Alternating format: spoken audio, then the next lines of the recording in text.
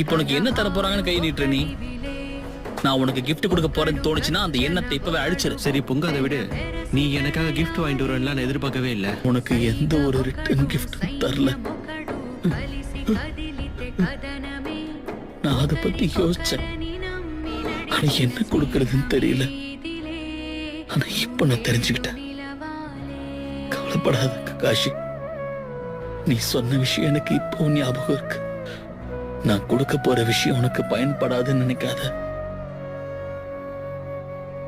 அது என்னோட ஷேரிங் கன்.